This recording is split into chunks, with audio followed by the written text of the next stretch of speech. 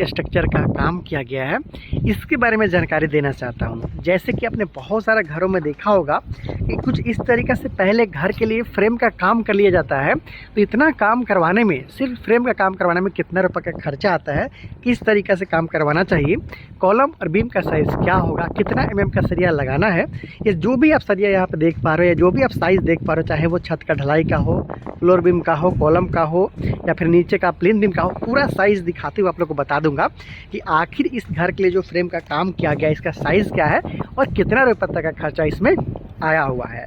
तो अगर आप भी अपने बनने वाले घर के लिए प्लानिंग कर रहे हो, आप इस वीडियो को पूरा देखिएगा, आपको पूरा अंदाज़ा चल जाएगा कि आखिर घर का फ्रेम को किस तरीक़ा से बनाया जाता है। दोस्तों, सबसे पहले बात कर लेंगे कि आखिर इस घर का जो फ्रेम स्ट्रक्चर का साइज़ है उसे क्या रखा गया है। तो लगभग यहाँ पे 1200 स्क्वायर फीट में घर के लिए जो फ्रेम स्ट्रक्चर है उसका काम किया जा रहा है। और कॉलम के साइज़ के बारे में पहले जान लेते हैं हम लोग, उसके बाद हम लोग और आगे बढ़ेंगे।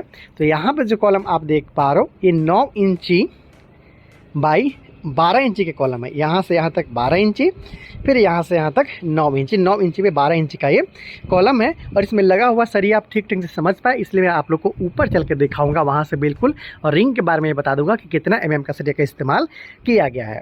साथ में इस घर के लिए जो फ्रेम स्ट्रक्चर का काम किया गया, इसका जो बीम का इस्तेमाल किया गया, ये जो आप देख पा रहे हो, जो इस घर के लिए जो फ्रेम स्ट्रक्चर के लिए प्लेन बीम है, इसके बारे में अगले मैं आपको डिफरेंट एंगल से दिखा देता हूँ। और जो लगा हुआ सरिया है इसके बारे में भी बता देता हूँ। तो दोस्तों देखिए, यहाँ पे जो बीम का काम किया गया है इसका साइज़ भी 9 इंची पे 12 इंची में किया गया। 12 इंची इसका डेप्थ है, 9 इंची इसका टॉप है ये देख पा रहे हो। अगर बाद में आपको ब्रिक वर्क कराना हुआ तो इसी जो बीम है, इसी बीम के ऊपर में इस तरीक़े से जो भी आपको पार्टीशन वाला जहाँ पर रूम रखना है, किचन रखना है, पार्टीशन वाला इसी के ऊपर में किया जाता है। और इसी के ऊपर में जो इसी के अनुसार बीम का काम किया जाता है। और यहाँ पे जो आप देख पा रहे हो सरिया लगाया गया है वो 16 mm का 4 सरिया का इस्तेमाल किया गया है बीम में। याद रहे, ये जो फ्रेम स्ट्रक्चर का काम आप देख पा रहे हो, इस फ्रेम स्ट्रक्चर पे इस घर को 3 तला तक ले जाए जाने का प्लानिंग है, इसलिए 9 इंची बाई 12 इंची का हेवी कॉलम का इस्तेमाल यहाँ पे किया जा रहा है। प्रत्येक कॉलम का लगभग साइज़ वही है।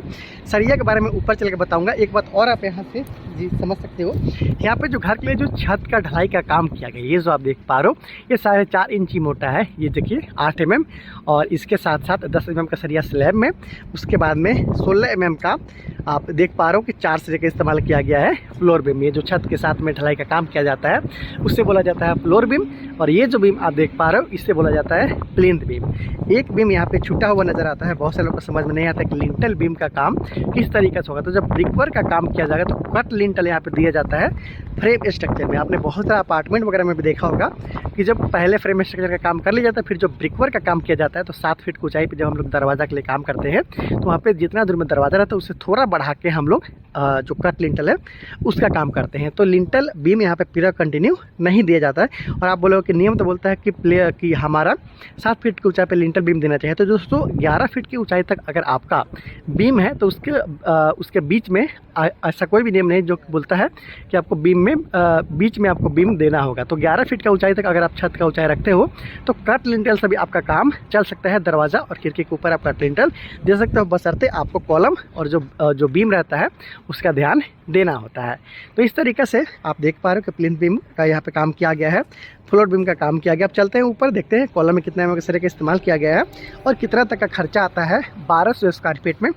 कुछ इस तरीक़े से घर के लिए फ्रेम बनाने में, हालांकि टोटल नंबर ऑफ कॉलम की बात कर ले तो टोटल यहाँ पे 14 कॉलम के साथ में बनाया जा रहा है और 14 कॉलम का साइज़ यहाँ पे सेम है।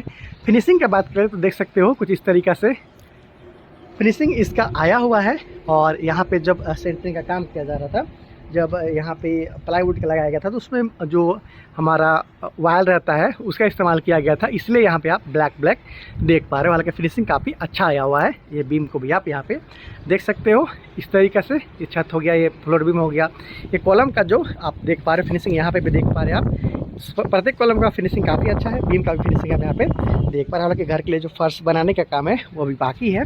मिट्टी डालकर यहाँ पे छोड़ दिया गया है ताकि मिट्टी कुछ समय के बाद में बैठ जाए, उसके बाद फिर आगे का काम किया जाएगा। आगे पार्टीशन वाल का काम किया जाएगा, फिर फर्श बनाया जाएगा। उसके बाद स्टेप पर आपको बताऊंगा कि किस तरीक़े से इसे बनाया गया। चलिए मैं आपको ऊपर चल के दिखा देता हूँ कि किस तरीके से सीढ़ी का काम किया गया है और कितना खर्चा आया है इसके बारे में जानेंगे। तो सीढ़ी है पहला फ्लाइट पार्ट, फिर यहाँ पे लैंडिंग हो गया, फिर सेकंड फ्लाइट पार्ट होते हुए आप करके छत पर चले जाते हो। ट्रेड और राइजर के बारे में भी थोड़ा सा आपको बता देता हूँ।